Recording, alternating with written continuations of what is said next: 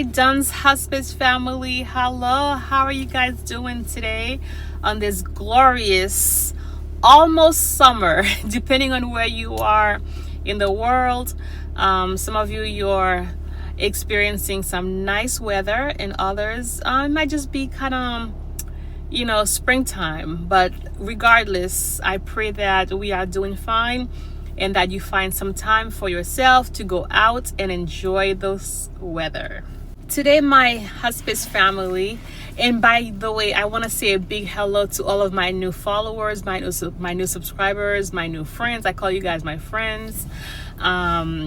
So because we are going to be really getting to know each other, we are going to be sharing our experiences, our struggles, our challenge. And just like the Bible says, iron sharpens iron. For those of you who may not know me or have seen my video, if this is your first time seeing my video, my name is Dawn, okay? And I like to say that I am your RN extraordinary, all right? The reason why I add the little extraordinary is because I believe that we're all uniquely blessed. We are all unique, okay? And I'm not just an RN. I am also a Christ follower. I like to, as you see right now, I like to encompass some Bible verses, okay, in terms of my content. I like to, throw in some words of encouragement.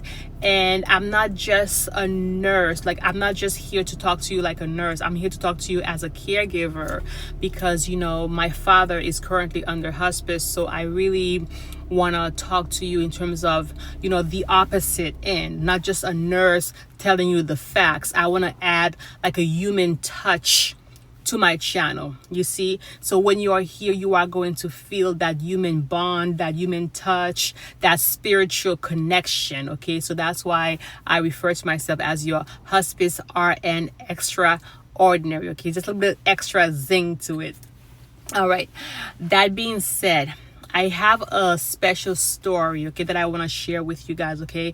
This really touched my heart, and after listening to this story, I want you guys to let me know what you think about it, okay? Because it really, it really helps me to, I guess, endure, the emotional stress about that this job can bring, okay? It really helps me to know that I am out there doing God's work.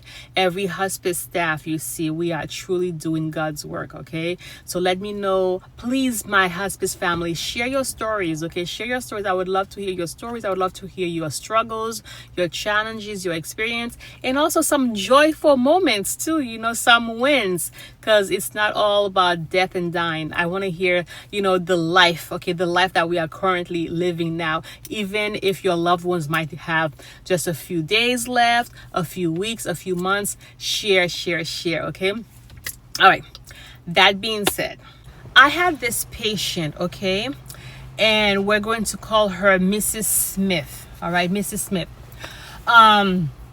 So I got this call, okay, I got this message that Mrs. Smith, her Gtube was malfunctioned, okay, her Gtube was not working.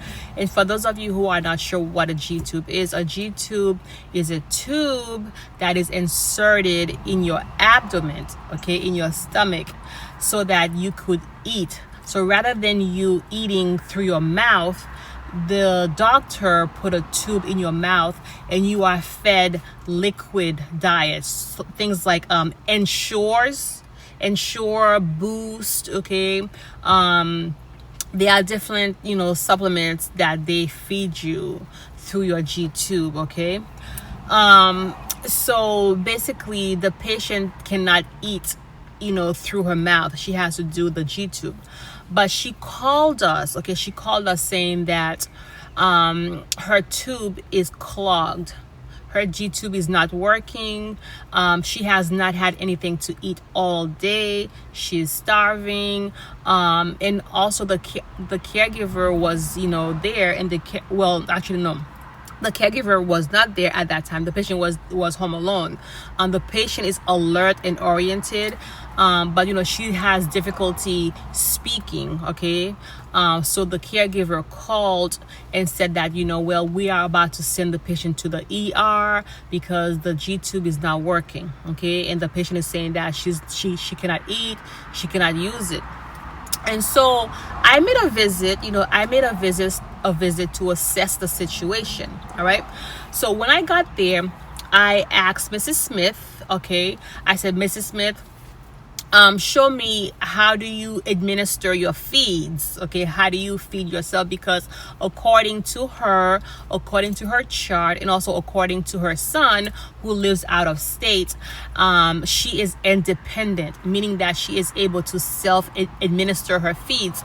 So one of the things that usually we are taught in situations like that is for us to allow the patient autonomy of her care. So I like to always sit back and watch and assess the patient's limitations, okay, like how far can they go, like what they can do and what they cannot do. So before you kind of put your hands in a situation, it is good to sit back, observe, okay, let them show you what they can and cannot do, and then we can teach. Okay, so that being said, I noticed that Mrs. Smith, her hand coordination was really poor. So she was no longer able to hold on to the tube and at the same time pour the liquid onto the tube. And as a matter of fact, when she was trying to hold on to it, it kind of splashed all across her kitchen table, all across her kitchen sink. Now that being said, so I said to myself, okay, let me try.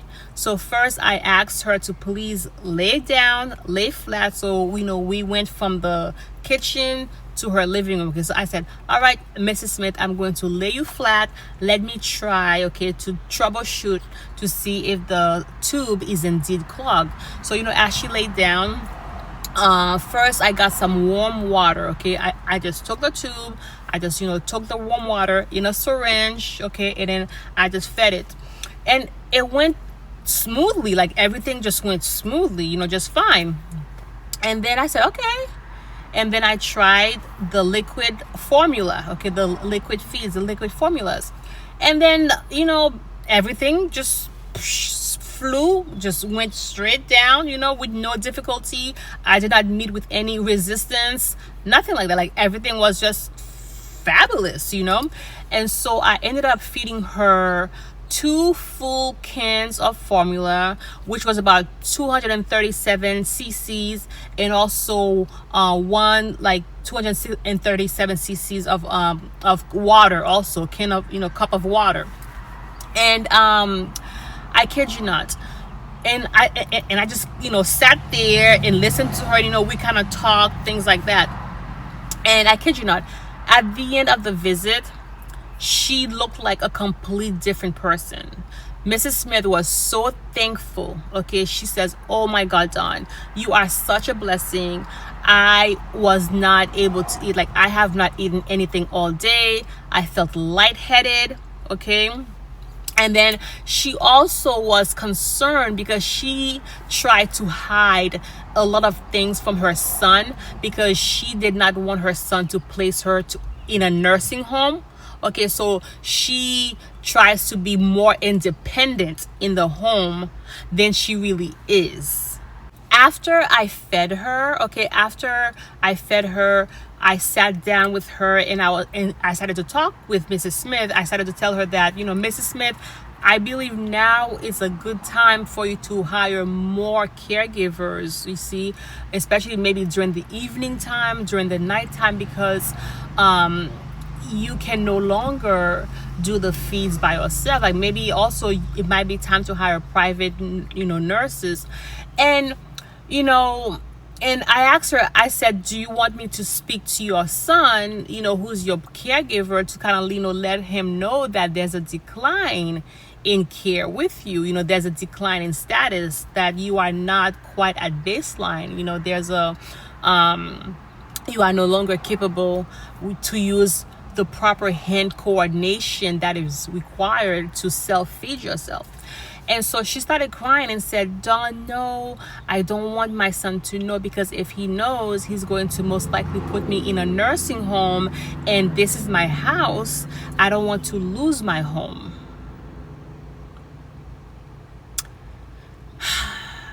So what would you do, my hospice staff, my hospice nurse, CNAs, when you encounter things like that? Like I said, in one hand, she was so happy, so thankful that she is able to eat. In another hand, she was so fearful of losing her independence because she did not want to go to, a nursing home, So, yeah, these are the tough scenarios. These are the tough situations that hospice nurses, we deal with. And that's just one example, like one story that came to my mind that I wanted to share with you, my wonderful hospice family. And of course, as we go on, I am going to share more and more stories with you, and I pray that you are able to also share some stories with me. Okay, so that was my little lady, Mrs. Smith. That was her, Mrs. Smith. I'm not going to let you know what happened. I want you to reach out to me, okay? Comment below if you want to find out what happened to Mrs. Smith. I just want to make sure that we are listening, we are paying attention. I want us to engage, okay? So I'm sharing this, to say that I love being a hospice nurse. We meet people. We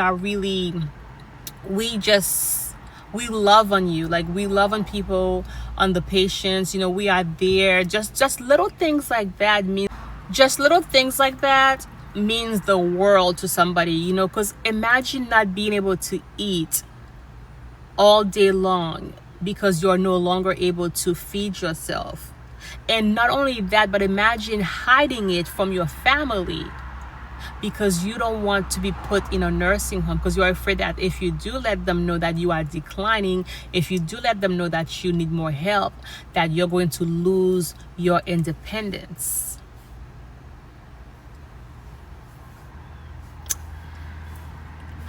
It gets real. But you don't have to be by yourself. Hospice nurses, hospice CNAs, hospice social worker, even the volunteers, we are here for you. All right?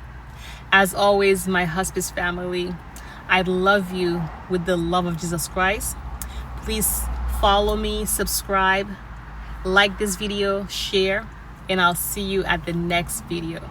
All right? Be good to yourself and each other. Okay? Take care.